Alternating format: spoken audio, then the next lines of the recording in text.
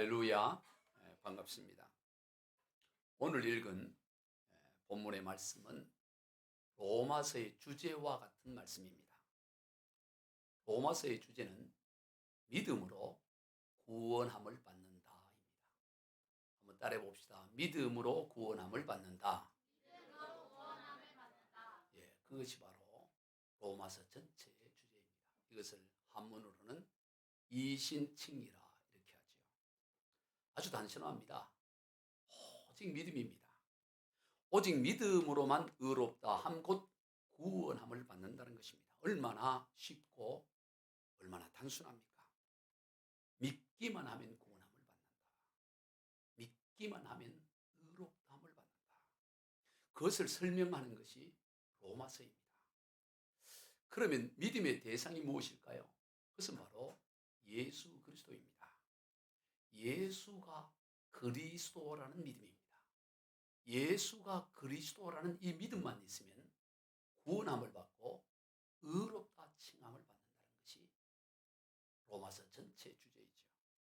즉 예수님은 근본 하나님의 본체이시지만 인간을 구원하기 위해 인간의 육신의 몸을 입고 이 땅에 오셔서 십자가에 죽으시고 부활하신 그리스도 곧 구원자라는 믿음입니다. 그러한 예수를 믿기만 하면 구원함을 받고 영원한 생명에 이른다는 것이 오늘 본문의 내용이요, 로마서 전체의 내용이요, 또한 성경 전체의 주제이기도 한 것입니다. 신구약 전체가 우리에게 알려주고자 하는 것은 믿으면 구원함을 받는다.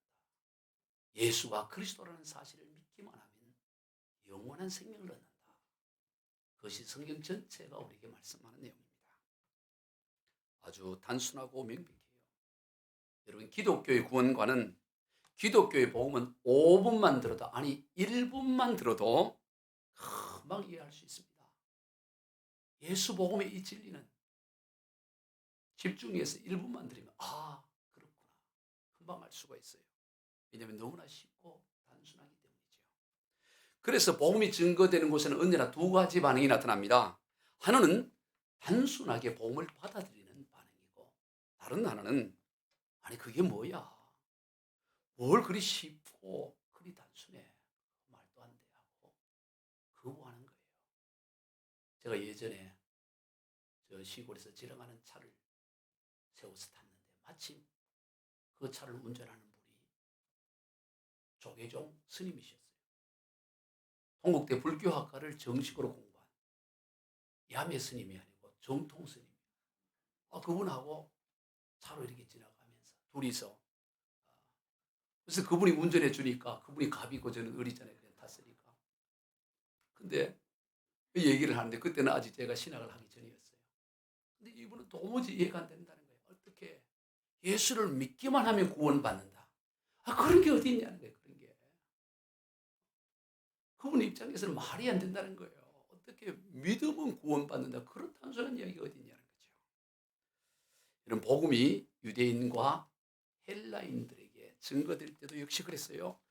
고린도전서 1장 22절 23절입니다. 유대인은 표적을 구하고 헬라인은 지혜를 찾으나 우리는 십자가에 못 박힌 그리스도를 전하니 유대인에게는 꺼리끼는 것이요 이방인에게는 미련한 것이로되. 이 예수 복음이 유대인들과 헬라 그리스인들에게 증거되었을 때 유대인들은 구원을 얻으려면 하늘에서 내려오는 표적, 뭔가 화끈한 거, 그런 게 있어야 그게 구원에 이르는 것이고, 또 헬라 이 그리스인들은 소크라테스나 플라톤과 같은 뭔가 심도 깊은 그런 어떤 철학이 있어야 그게 구원을 얻고 하고 하는 거지. 뭘 그냥 믿으면 구원 안 받는다, 그런 게 어디 있냐는 거죠. 그래서 미련해 보이고 꺼리끼는 것이다. 유대인들에게는 꺼리끼는 것이요 헬라인에게는, 이방인에게는 미련한 것이라. 왜냐하면 별거 아니구나 이렇게 하는 것이죠. 그런데 사람들이 보기에 별것 아닌 이 예수 복음이 모든 사람을 구원하게 하는 하나님의 능력이다라고 바울이 역설적으로 강조하는 거예요. 고린도전서 1장 22절 이하입니다. 유대인은 표적을 구하고 헬라인은 지혜를 찾으나 우리는 십자가에 못 박힌 그리스도를 전하니 유대인에게는 꺼리끼는 것이요 이방인에게는 미련한 것이되 오직 부르심을 받은 자들에게는 유대인이나 헬라인이나 그리스도는 하나님의 능력이요 하나님의 지혜라. 하나님의 어리석음이 사람보다 지혜롭고 하나님의 약하심이 사람보다 강하니라.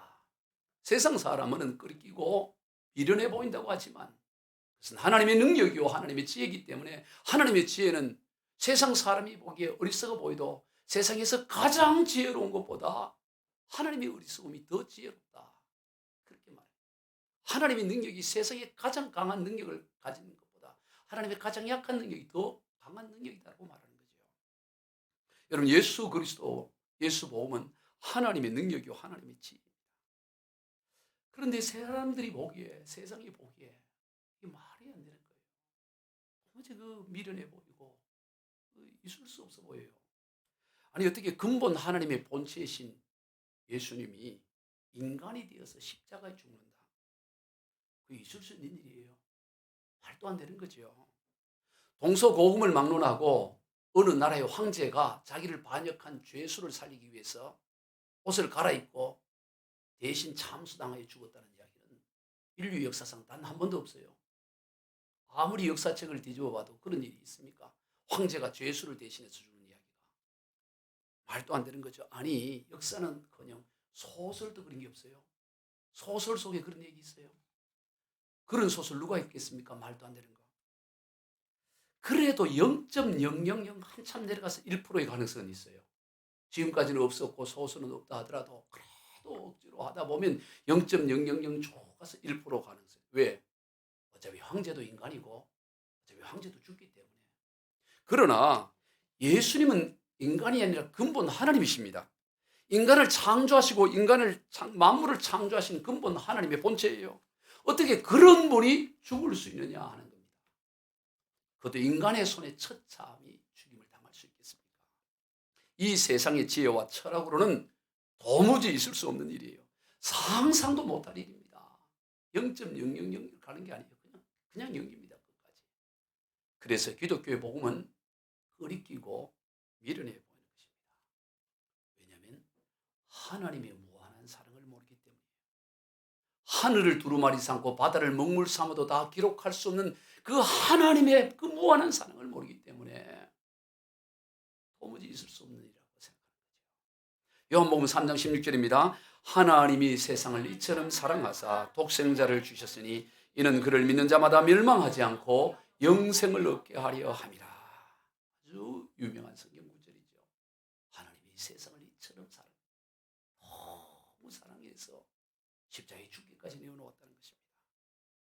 그런 하나님의 사랑 앞에, 그런 복음 앞에서 인간의 지혜, 인간의 능력이라는 것은 먼지 한 조각만도 못하는 것이죠. 그래서 바울은 이 세상 가운데서 그 복음을 조금도 부끄러워하지 않는다. 그래 말이에요. 16절을 다시 읽습니다. 내가 복음을 부끄러워하지 아니하노니 이 복음은 모든 믿는 자에게 구원을 주시는 하나님의 능력이 됨이라. 먼저는 유대인에게요 그리고 헬라인에게. 세상 사람들이 보기에 부끄럽고 끓이겨 보이고 미련해 보이는 그 복음을 바울은 조금도 부끄러워하지 않는다. 그렇게 말합니다. 그러면 왜 바울이 부끄러워하지 않는다는 소극적인 표현을 썼을까요? 나는 복음을 자랑스러워한다. 이렇게 할 수 있잖아요. 그런데 자랑스러워한다는 표현 대신에 부끄러워하지 않는다는 소극적 표현을 쓰고 있습니다. 그것은 바로 바울 시대나 지금 시대나 많은 이들이 복음을 부끄러워하고 있기 때문이에요. 오늘날 우리 그리스도인들의 문제는 예수 복음을 믿지 않는 데 있는 것이 아니라 믿기는 하지만 부끄러워하는 데 있어요. 오늘 직장 생활하는 데 보면 예수 믿는 표를 드러내지 않고 복음을 부끄러워하는 거예요.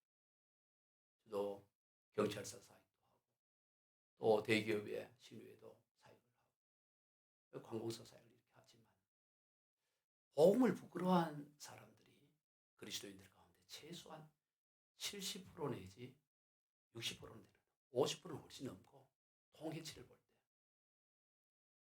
복음을 자랑스러워하지 않고 부끄러워하는 거예요. 숨기는 거예요.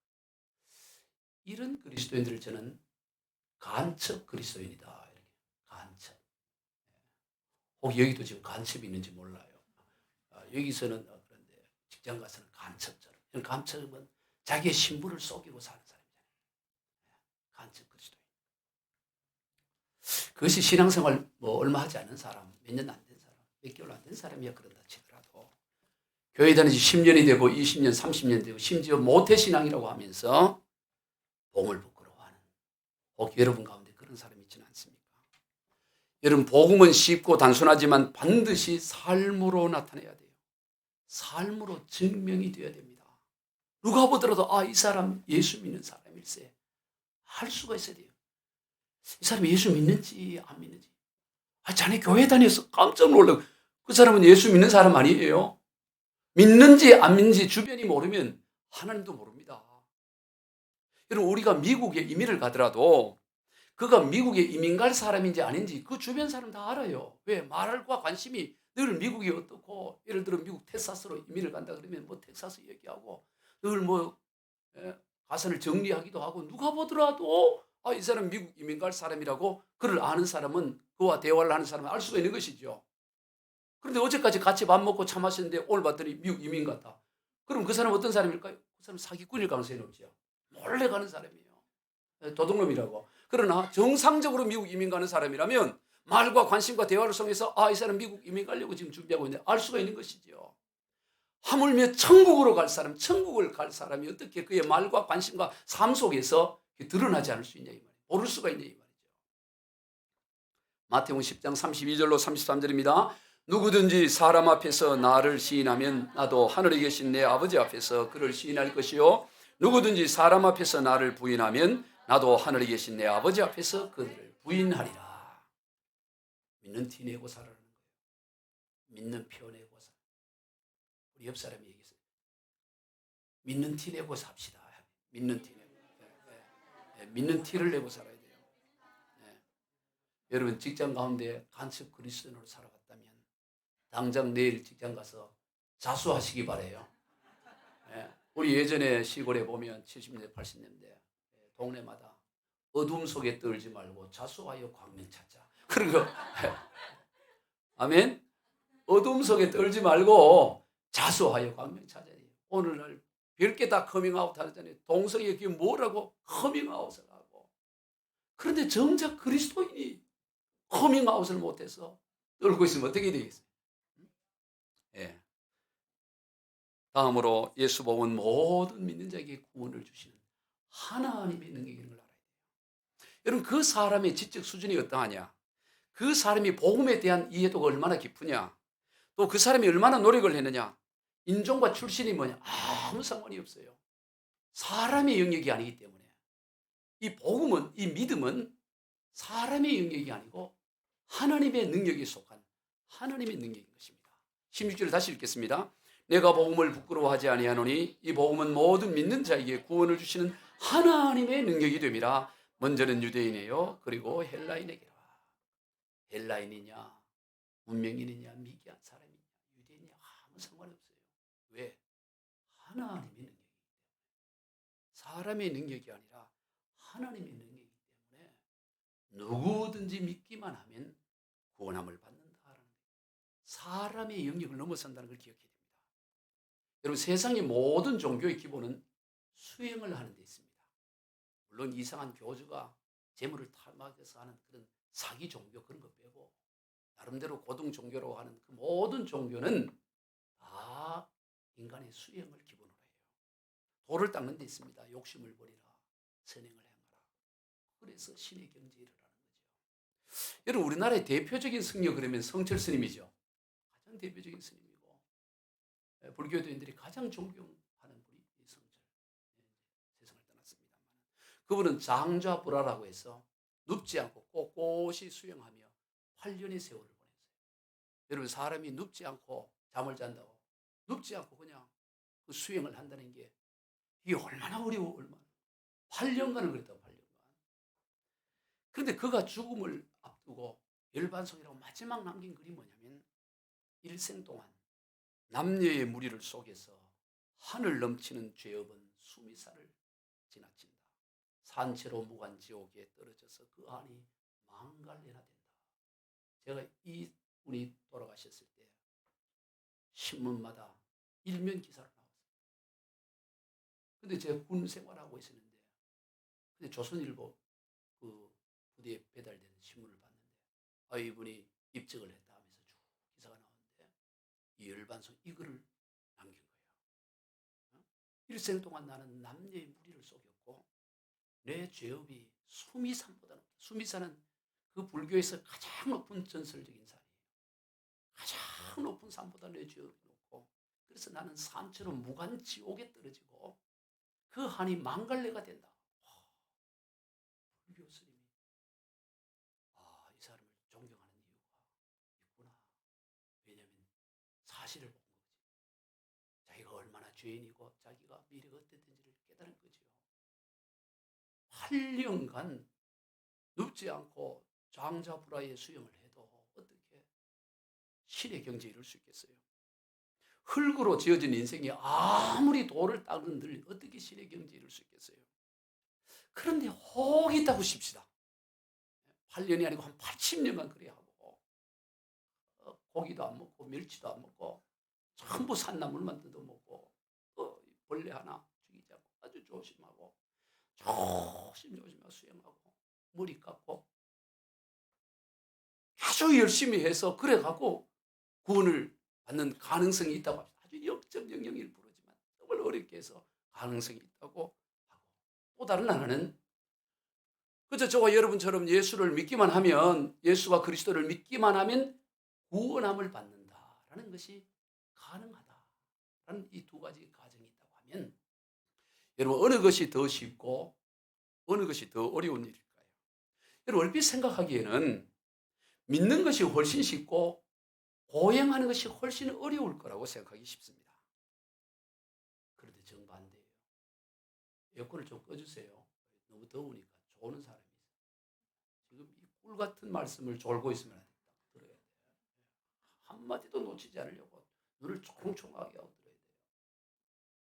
저는 세 사람만 조면 설교 끝낼 겁니다. 오늘 이제 문 닫아야 되기 때문에. 여러분 어느 게 더 쉽겠어요? 고행을 해가지고 아니면 그냥 믿기만 하면 우리 생각에는 믿기만 하면 구원받는 그게 훨씬 쉽지 않냐 싶지만 그렇지 않아요. 여러분 믿음이라는 것은 믿어져야만 믿어요. 믿어지지 않으면 아무리 고행을 별난 걸 다 해도 믿어지지 않으면 0.001%가 아니라 아예 그냥 0.00%예요. 전혀 안 되는 거죠. 우리는 쉽게 믿어지니까 믿지 안 믿어지는데 믿으려고 해보세요. 제가 좀 더 쉽게 예를 드릴 겁니다. 우리 교회 뒷산에 우면산이 있죠. 저 우면산을 한 사람이 평생 삽이나 곡괭이로 파서 그걸 바다에 다 옮겨 놓는다고 가정을 합시다. 여러분 인생이 80년 90년 사는 인생 길면 100년 인생 그냥 삽을 잡을 때부터 죽을 때까지 옮겨서 저 우면산을 서해 바다에 옮겨 놓을 가능성은 몇 프로일까요? 가능성이 있을까요? 저 우면산 가능성이 없죠. 어떻게 저 우면산을 있다고 싶은 사람이 다 삽 하나 드릴 테니까 한번 봐보시라고. 포크레인 하는 게 아니고 삽으로 80년 인생 개사에 딱 나오잖아요. 저 부피와 양이 나오죠. 어떻게 혼자서 어떻게 저 옮기겠어요? 자, 그런데 과학이 발달해서 사람의 장 기능을 이렇게 바꿀 수 있는 돼지에서 이렇게 해가지고 계속 교체를 하는 거야. 그래서 한 1000년 살아요. 1000년. 그러면 가능성이 1000년간 파면 1000년 삽으로 파면 한번 도전해 볼 만해요. 1000년 제거 산을 1000년도 좀 어려워. 자, 그럼 한 10,000년이면 10,000년. 인간이 10,000년 산다 그러면 10,000년도 어려워요? 좋습니다. 넉넉하게 한 10,000,000년. 10,000,000년 산다 그러면 계속 삽으로 파면 옮겨지겠어요? 안 옮겨지겠어요? 옮겨질 수 있겠죠. 10,000,000년. 그런 인간이 10,000,000년 못 살잖아요. 100년 정도 사는 인생인데 그러나 어떻게 하든 과학이 발달하고 막 발달해서 계속 장기 교체하고 해가지고 한 10,000,000년 산다고 하면 삽 하나 가지고 저것을 옮긴다고 가정을 합시다. 또 하나의 가정. 저 우면산을 향해서 우면산아 내가 명하노니 서해 바다에 빠지라. 이렇게 선포해요. 그리고 그렇게 믿고 선포하면 저 우면산이 바다에 빠질 거라고 확신을 가지고 그렇게 믿으면 이루어진다라는 가정을 합시다. 여러분 어느 게 더 쉬울까요? 어느 게 더 어려울까요? 그 삽으로 파는 게 훨씬 쉽습니다. 왜? 삽으로 파면 뭐라도 파서 옮기잖아요. 한 천만 년 하면. 근데 이게 안 믿어져. 말해가지고 저게 어떻게 말로 사나 옮겨져라. 내가 믿느니 그게 어떻게 가능하지? 그건 안 믿어지는데. 믿어져 버리면 쉽지만 그게 믿어지겠어요? 80억 갖다 세워놓고 자 네가 선포하면 저거 옮겨진다. 믿으라고 믿어지겠어요? 너무 산이 커서 안. 자 그럼 이 물컵을 한번 봅시다. 이 물컵을 여러분 이 그대로 가만히 놔두는 거예요. 완전히 가만히 놔두면 한 100년이 지나면 새가 되어 날아갈 거다 이게. 근데 이걸 믿으면 진짜 믿으면 어떤 기업의 회장님이 100억 줄게 이러는 거예요. 100억. 어차피 100년 너무 기니까 좋습니다. 100일 뒤에 이게 새가 되어 날아갈 거다. 내가 믿음을 가지면 이 새가 되어 날아가라. 이 믿으면 이게 막 새가 되어 갖고 날아갈 거다. 이 믿음을 진짜로 믿으면 어느 기업 회장님이 100억을 내놓아 줄게. 믿어봐라. 믿어질까요? 믿는 척은 할 수 있지만 믿음이 안 생겨요. 여러분 믿음이라는 것은 믿어져야 믿는 거지. 믿어지지 않으면 아무리 애를 써도 믿을 수 없는 게 믿음이에요. 오늘 우리가 예수가 그리스도를 믿는다. 여러분 중에 누가 예수가 그리스도임을 그 현장에서 본 사람이 있어요? 예수님이 동정녀 마리아에서 태어날 때 그 마구간 앞에 서 있었던 사람 누가 있습니까? 물로 포도주 만들 때 한 잔 드셨어요? 죽은 나사로 볼 때 봤냐 말이지. 그러나 우리 예수님께서 물로 포도주를 마실 때 그 포도주가 맛이 어땠는지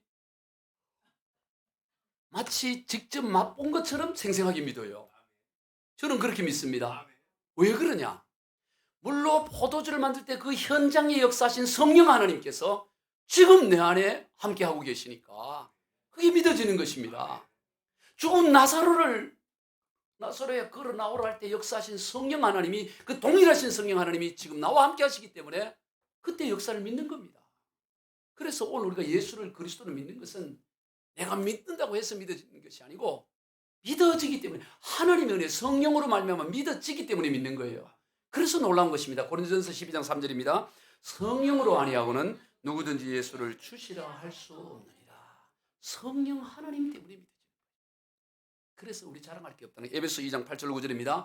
너희는 그 은혜에 의하여 믿음으로 말미암아 구원을 받았으니 이것은 너희에게서 난 것이 아니요 하나님의 선물이라. 행위에서 난 것이 아니니 이는 누구든지 자랑하지 못하게 함이라. 너희가 믿어서 구원함을 받는 이 믿음이 뭔지 아냐? 하나님의 은혜야. 하나님의 은혜 때문에 너희가 믿었어. 그리고 이 은혜는 하나님 그저 너희에게 주는 선물이야.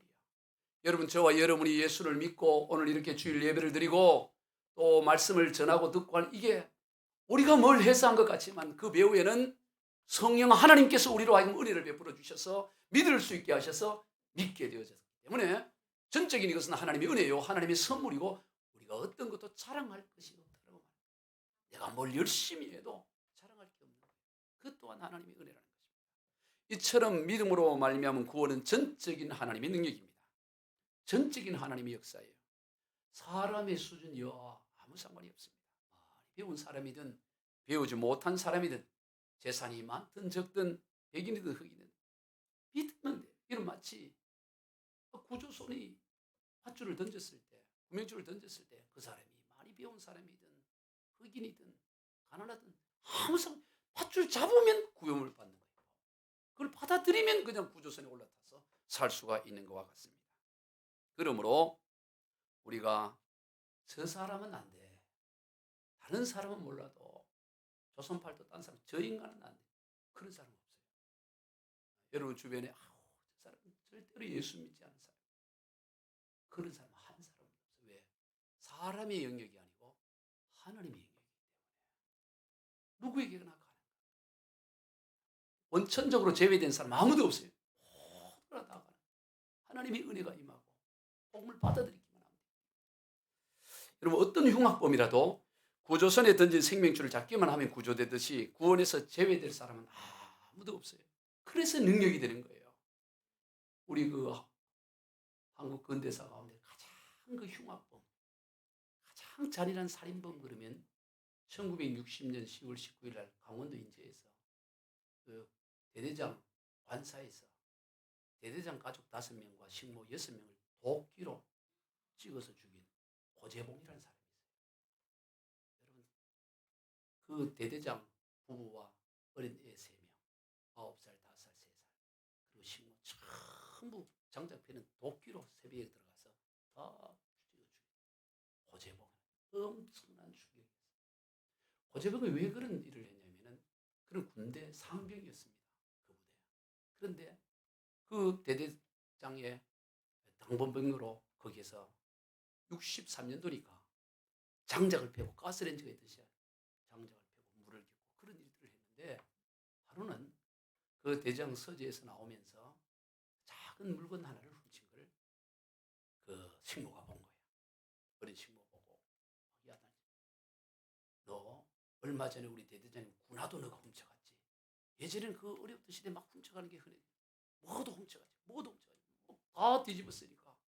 이 고재봉이 화가 나서 옆에 있던 도끼를 주고 협박을 가한 거야. 까불면 죽이겠어. 그거를 대대장이 알린 거예요. 그 대대장이 어떻게 했을까요? 바로 절도죄와 살인미수죄로 감옥에 집어넣어버린 거예요.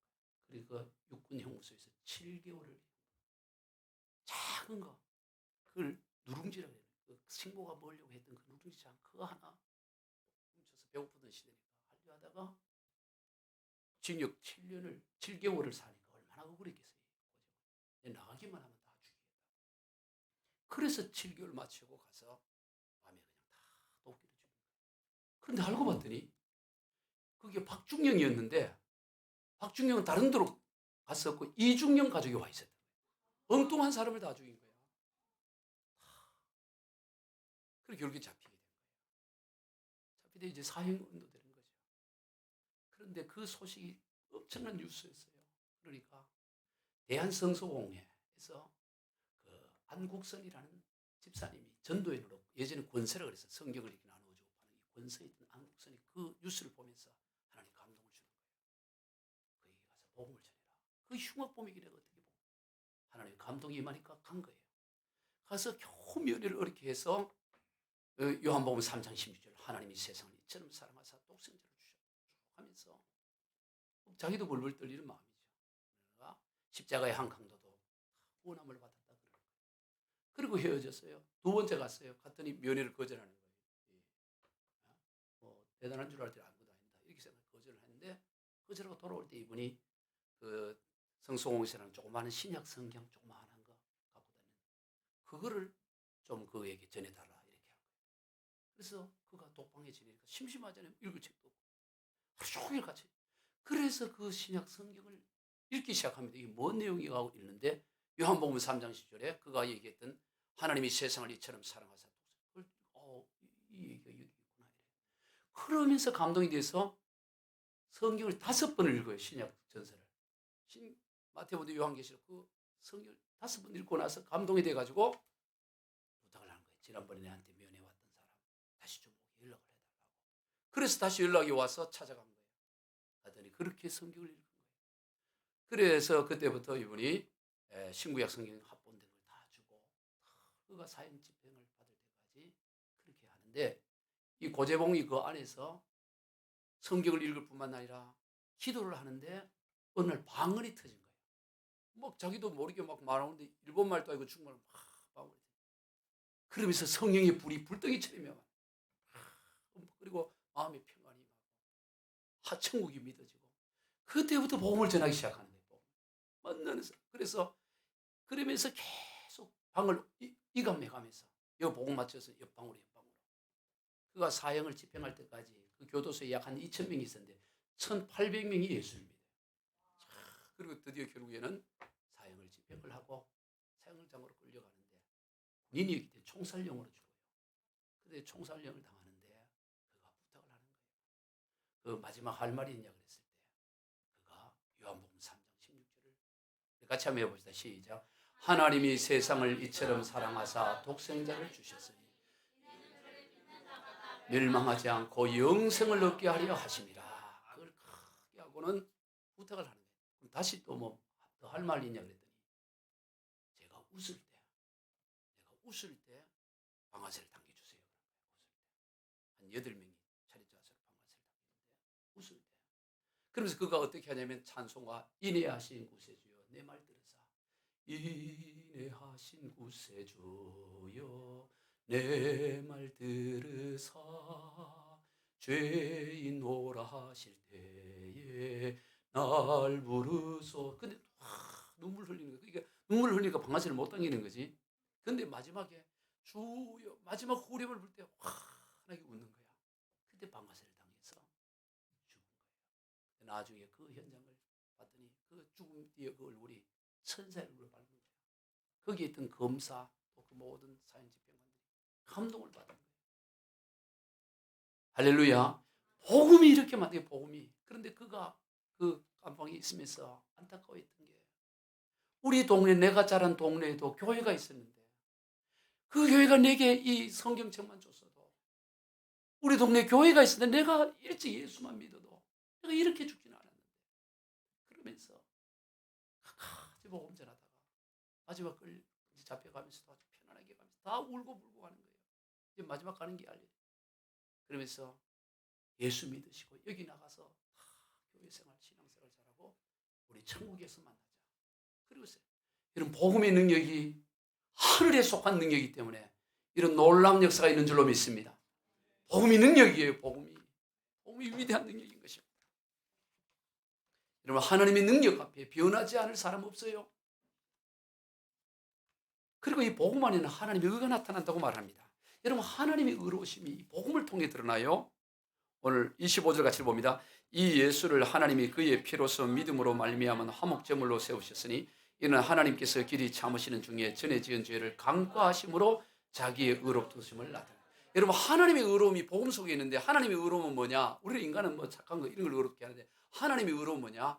죄인의 죄를 간과해 주는 거예요. 스킵해 주는 거예요. 용서해 주는 거예요. 그게 하나님이에요. 죄인임을 고백하면 예수 보혈의 피로 씻어주시고 용서해 주시고 그게 하나님의 의로움이다. 그러므로 받아들이기만 하면 돼요. 그저 믿음으로 받아들이면 얼마나 단순해요. 얼마나 받아들이기만 하면 됩니다.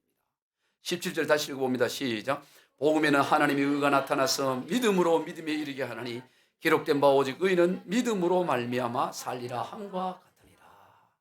그죠? 믿음으로 받아들이면 믿음에서 믿음이라는 것은 처음도 믿음이요 과정도 믿음이요 끝도 믿음이요 오직 믿음으로 산다는 거예요.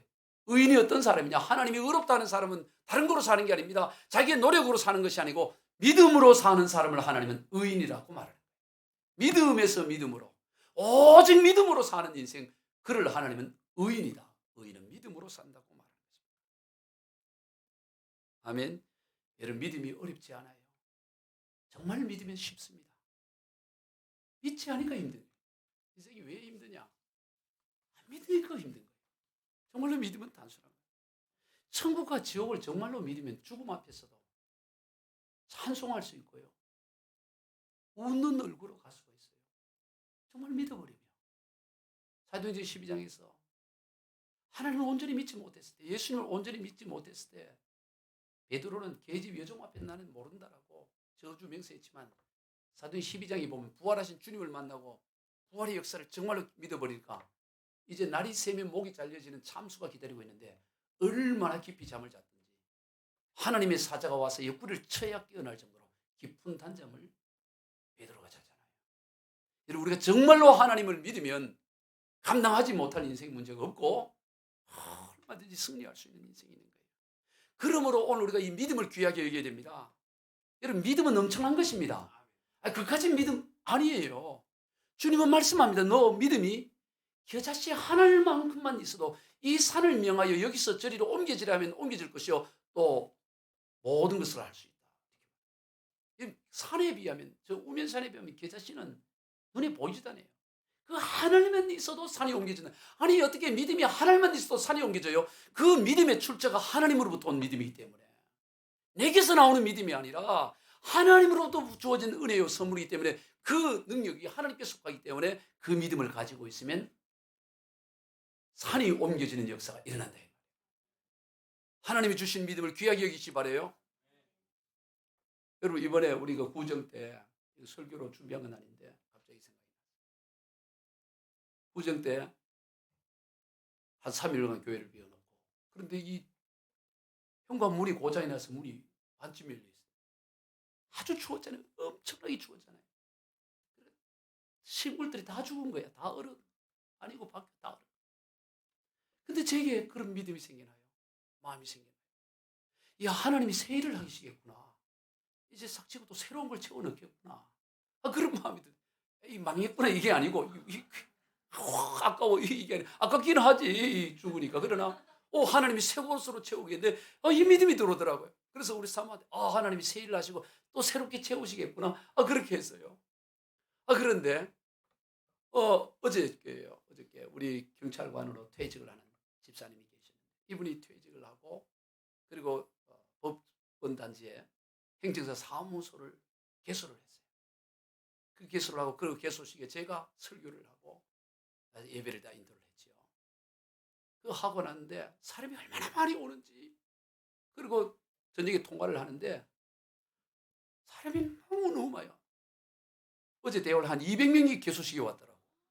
원래 예상이 한 160명이 줬어요. 그래서 160명 온다 그래도 아니 무슨 결혼식이냐고 뭘 그렇게 많이 하냐고 몇 명만 오면 되지.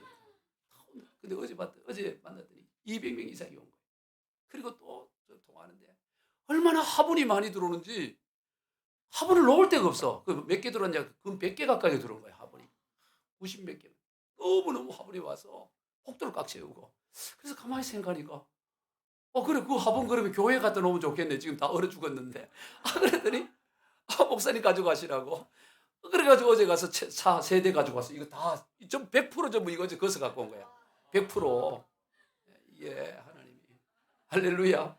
이거 설교용으로 준비한 건 아닌데 놀라운 하나님이었어요. 예? 오늘 우리에게 주어진 믿음을 가벼이 여기지 마시기 바랍니다.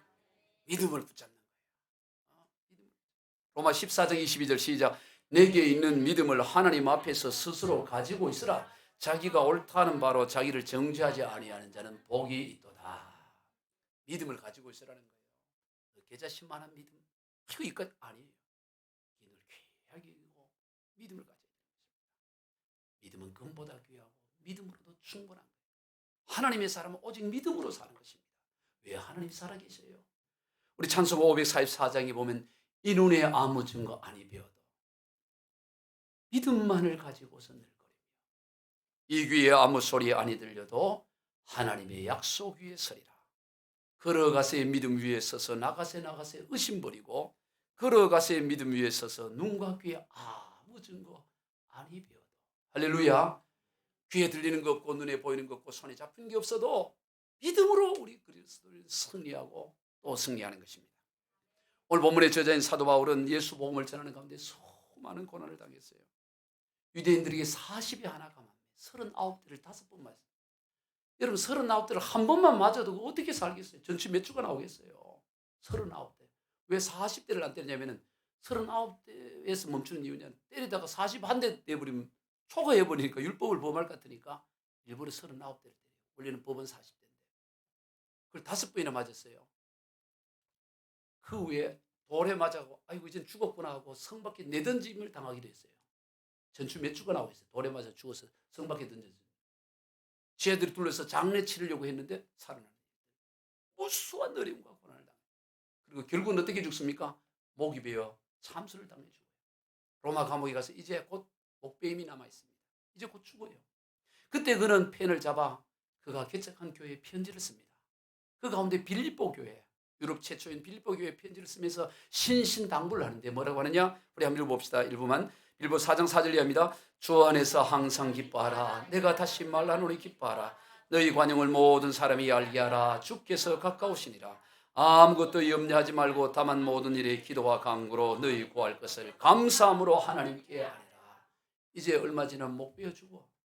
그런데도 밖에 있는 사람들 향해, 감옥 밖에 있는 사람에게 신신당부하기를 기뻐해라. 내가 다시 말하는데 기뻐해라. 관용을 베풀어. 좀 넉넉해. 너무 쪼잔하게 살지 말고 좀 넉넉하게 살아. 주님이 곧 오셔. 그리고 염려하지 마. 감사하며 하나님 기도해.